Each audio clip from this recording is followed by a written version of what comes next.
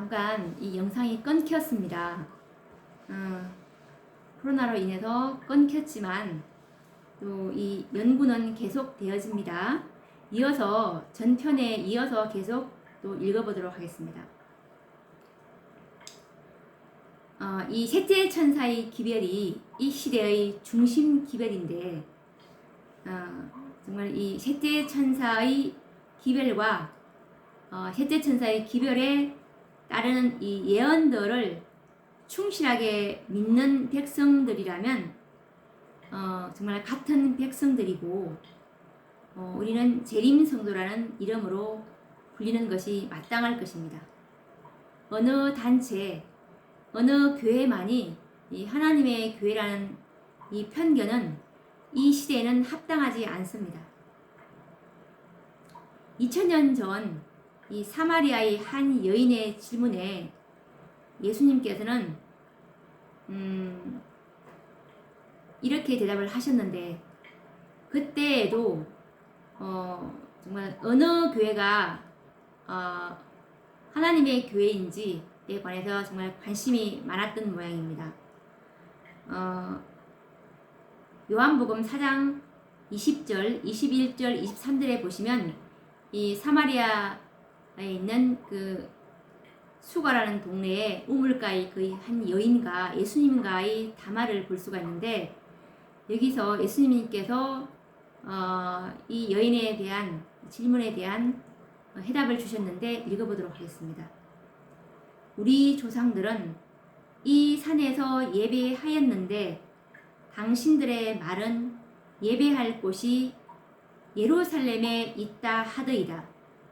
예수께서 가라사대 여자여 내 말을 믿으라.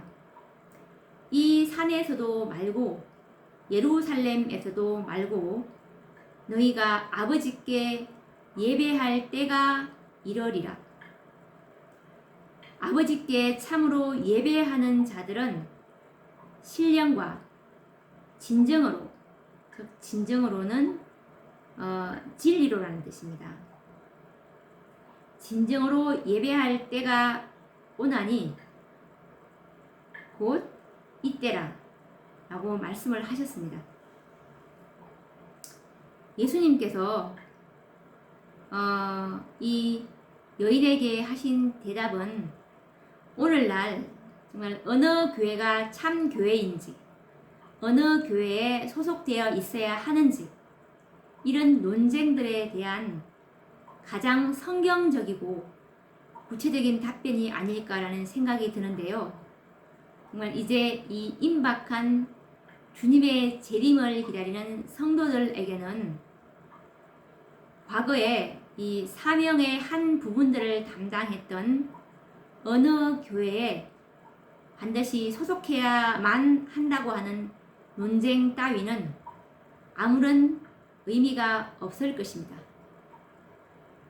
물론 이 재림교회가 셋째 천사로서 사명을 감당했어야 될 때가 있었습니다. 그렇지만 이 다섯째 천사의 기별까지 전진되어 온 것을 보면 이 셋째 천사가 사명을 감당하지 못했기 때문에 넷째에게 그 바톤이 넘어갔고, 이제 마지막 주자인 다섯째 천사에게까지 바톤이 넘어오게 된 것이었습니다. 정말 진실로 중요한 것은 이 시대를 위해서 주님께서 보내신 이 천사들의 기별, 곧 이 현대 진리를 통해서 모두는 연합을 이루어야 한다는 사실입니다. 교회적 연합이 아니라 진리의 연합, 즉 현대 진리의 연합이죠. 이 연합을 이루어야 한다는 사실입니다. 현대 진리를 영접하는 것, 곧 이 그리스도의 형상을 온전히 이루기 위해서는 온 마음과 뜻을 다하는 우리들과 연합하여야 하는 것입니다. 증언의 말씀을 보시면 그 그리스도의 형상을 이루기 위해서 헛되이 노력한다는 그 말씀을 정언해서 우리가 발견할 수 있는데, 정말 그 기별을 거절하는 곳에 앉아서 아무리 예수님의 형상을 이루려고 해봤자 되지가 않는다는 뜻입니다. 왜냐하면 그곳에서는 열매 맺을 수 있는 기별이 없기 때문에 정말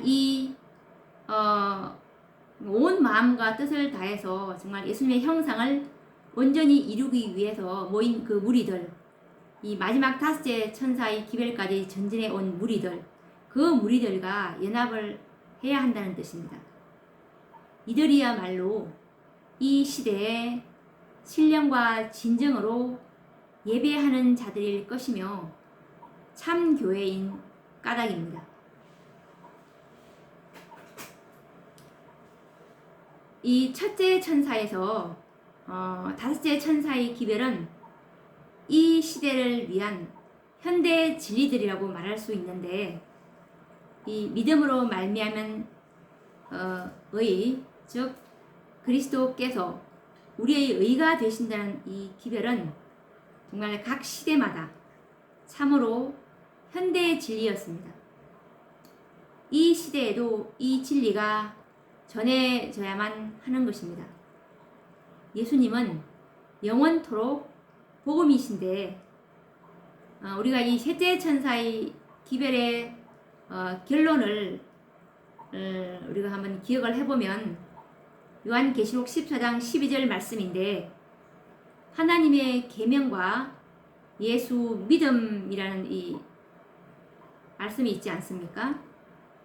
하나님의 율법은 하나님의 품성의 사본으로 그분의 의가 나타나 있습니다. 그리고 또 이 믿음으로 말미암는 의의 복음 속에도 하나님의 의가 나타나 있음을 우리는 확인할 수가 있습니다. 그렇기 때문에 이 믿음으로 말미암는 의의 기별을 깨닫고 있는 모든 영혼들의 공통된 관심사는 완전한 품성이겠죠. 그것은 그의 영광, 그리스도의 품성을 재현하는 일에 이 관심이 우리는 집중되어야 하는 것입니다. 성화는 곧 이 완전한 품성의 중요성을 말할 수 있는데, 이 완전한 품성의 중요성은 어느 시대나 관심의 주제였고, 특별히 이 주님의 재림이 임박한 이 오늘날 이 주제는 믿음으로 말미암는 칭의의 기별과 함께 마지막 재림 운동의 핵심 주제가 되어야 할 것입니다. 이 땅에는 하나님의 품성을 대변하는 한 백성이 나타나야 합니다. 이사야 40장 9절 말씀을 보시면 그때에 이러기를 너희 하나님을 보라 라는 음성이 발해질 것입니다.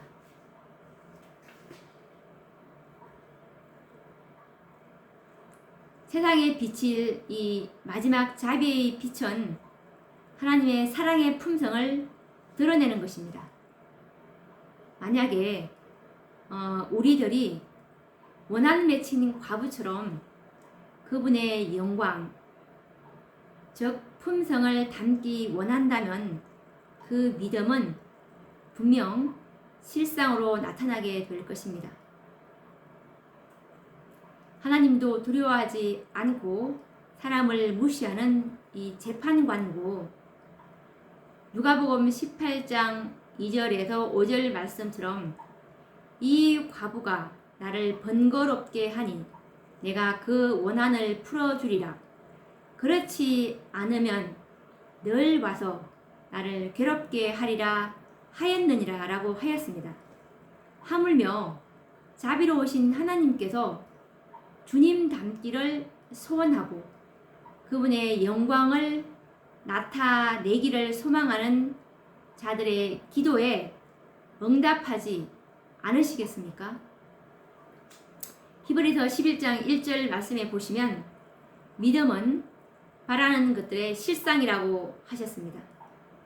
이처럼 원한 맺힌 과부들의 간절한 기도가 하늘 지성소로 올라갈 때 드디어 그 간구는 응답될 것이며 하늘에서는 늦은 비를 부으심으로 인치실 것입니다.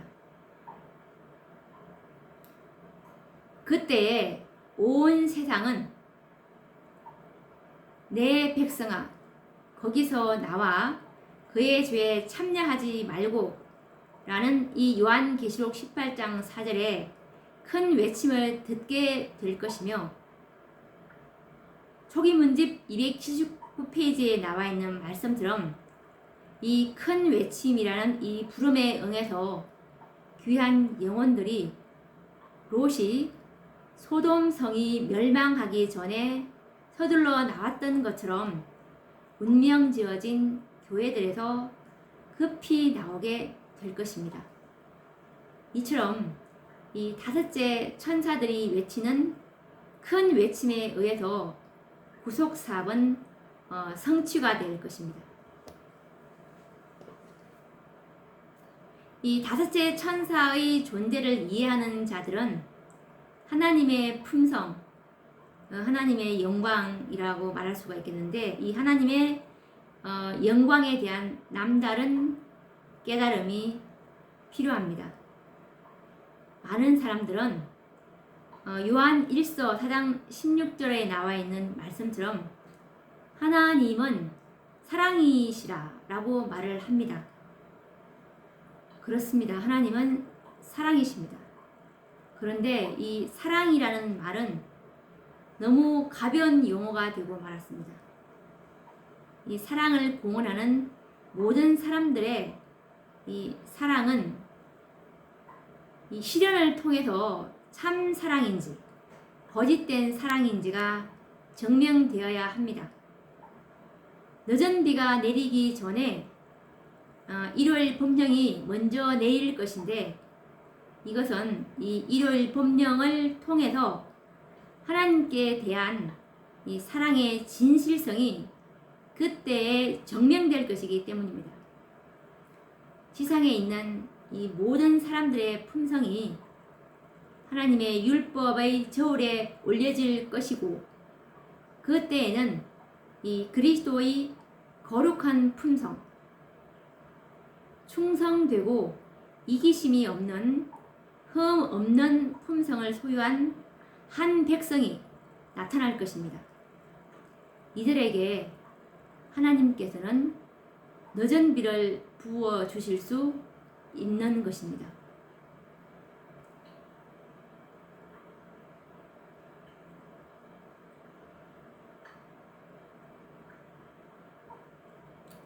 우리가 이 사랑은 경건의 기초라고 말을 하는데 정말 이 사랑에 대한 개념을 잘 표현해주고 있는 말씀이 있습니다. 하늘에서 요구하는 이 사랑, 이 사랑이 어떤 사랑인지, 우리가 어떤 사랑까지 되어야 우리가 늦은 비를 받을 수 있는 품성이 되는지 읽어보도록 하겠습니다. 리뷰 앤 헤럴더 1895년 1월 8일자 말씀입니다. 사랑은 경건의 기초이다. 어떤 사람도 형제에 대하여 이타적인 사랑을 갖지 않는 한 그가 공언하는 바가 어떠하든지 하나님께 대한 사랑을 체험하지 못한다. 특별한 친구들 가운데서만 나타나는 서로를 칭찬하는 것들은 시련의 시험에 견디지 못할 것인데 이는 그것이 거룩한 품성이 아니기 때문이다.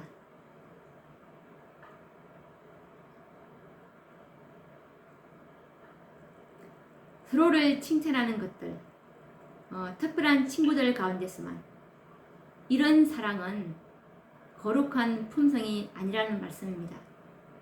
예수님께서 가지셨던 사랑, 정말 원수들까지도 사랑할 수 있는 그런 사랑, 그런 사랑까지 우리가 해야 하는 것입니다. 그것이 진정한 사랑이라고 말씀하고 계십니다. 그것이 거룩한 사랑이고,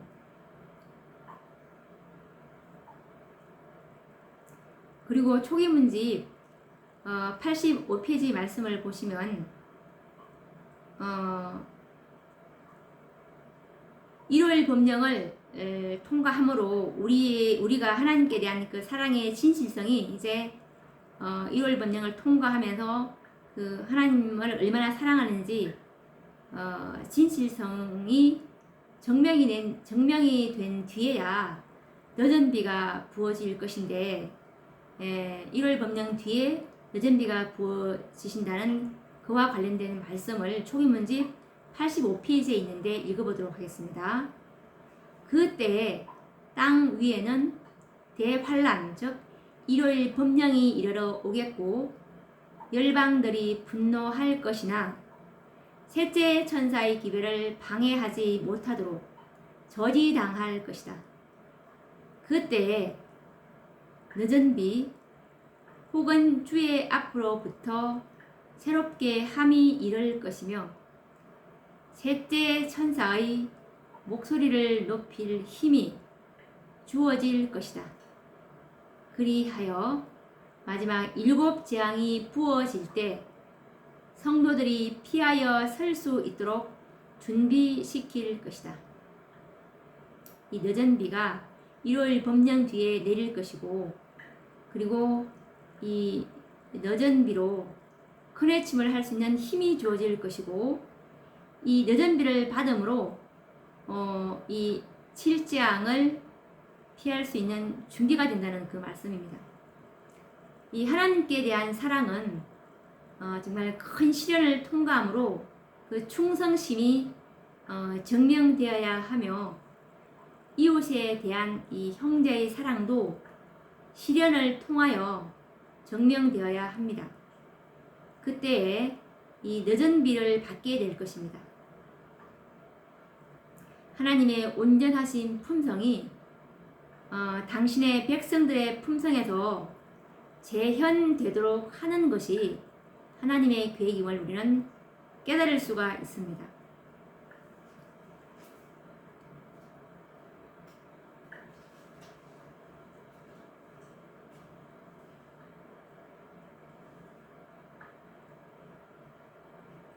이 마지막 천사의 기별은 하나님의 품성을 드러내라는 기별인데, 그와 관련된 증언의 말씀 실물기원 415페이지 말씀입니다.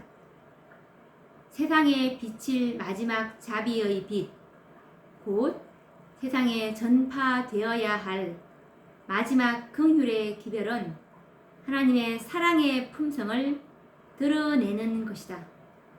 하나님의 자녀들은 하나님의 영광을 드러내어야 한다.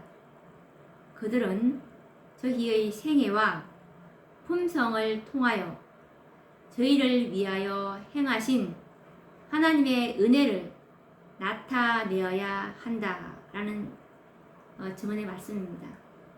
정말 우리가 어느 시대나 이 하나님의 품성에 대한 중요성은 강조되어 왔지만, 특별히 이 5째 천사의 이 소명의식을 가진 자들에게는 이것이 절대적인 진리입니다. 하나님의 품성에 대한 중요성입니다. 그리고 이것은 반드시 또 의무로 나타나야 합니다. 왜냐하면 이 하나님의 자비의 빛인 이 사랑의 품성을 드러내는 것이 그분의 뜻이기 때문에 그렇습니다. 정말 하나님께서는 그 무엇보다도 이 마지막 때에 원하는 것이 이 하나님의 영과 품성을 대표할 자들을 가장 크게 원하십니다. 왜냐하면 정말 그분께서 이 늦은 비를 받을 한 백성을 빨리 준비시켜서 당신의 그 신으로 이 사업을 마쳐야 하기 때문에 그렇습니다. 이 사업은 힘으로 능으로 할 수 있는 사업이 아니고 정말 늦은 비 성령으로 이 사업을 마쳐야 될 것이기 때문에 성령의 통로가 될 수 있는 그런 자들을 지금 하나님께서는 정말 애타게 기다리고 있는 것입니다. 이와 관련된 증언의 말씀을 읽어보도록 하겠습니다. 실물교훈 419페이지 말씀입니다. 그리스도께서는 무엇보다도 이 세상에서 당신의 영과 품성을 대표할 자들을 가장 크게 원하신다.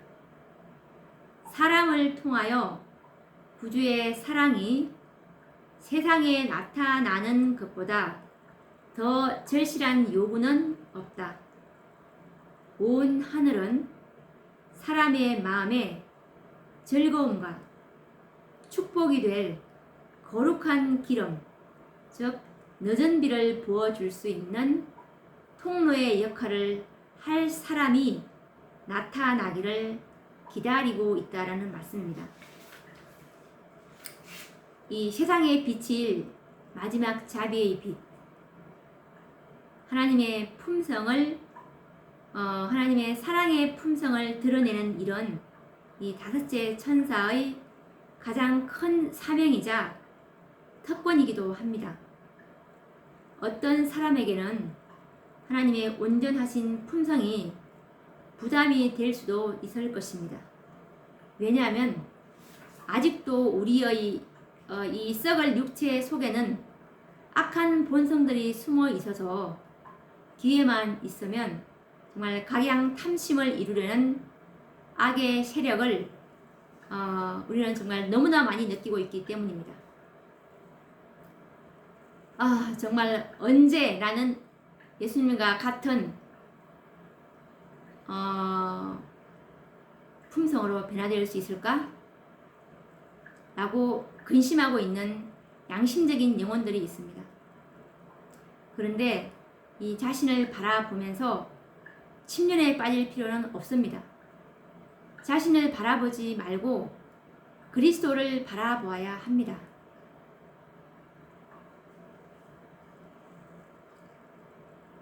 이와 관련된 증언의 말씀이 부조와 선지자 431페이지에 나와 있는데 읽어보도록 하겠습니다. 아무도 마치 자기 자신을 구원할 능력을 가진 것처럼 자기 자신을 바라보지 말라. 예수께서는 우리가 이 일을 하기에 무력하기 때문에 우리를 위하여 죽으셨다. 예수 안에는 우리의 소망과 우리의 칭의, 즉 구원과 우리의 의, 품성이 있다 라는 말씀입니다. 이것이 시대 부조와 선지자 431페이지 말씀인데, 예수 안에는 우리의 소망, 우리의 구원, 우리의 의가 있다라는 말씀입니다. 이와 관련된 증언의 말씀은 영문시조 1902년 12월 17일자 말씀입니다.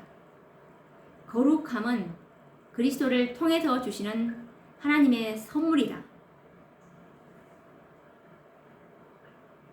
이 거룩함, 우리가 받을 이 거룩함은 하나님의 선물인 것입니다.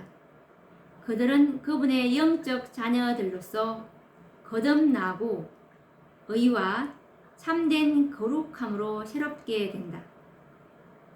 그분의 형상을 따라 성령으로 말미암아 변화되어 영광에서 영광으로 변화된다 라는 말씀입니다. 이 말씀을 다시 한번 읽어보도록 하겠습니다. 거룩함은 그리스도를 통해서 주시는 하나님의 선물이다. 거룩함은 그리스도를 통해서 주시는 하나님의 선물입니다. 그들은 그분의 영적 자녀들로서 거듭나고 의와 참된 거룩함으로 새롭게 된다. 그분의 형상을 따라 성령으로 말미암아 변화되어 영광에서 영광으로 변화된다라는 말씀입니다.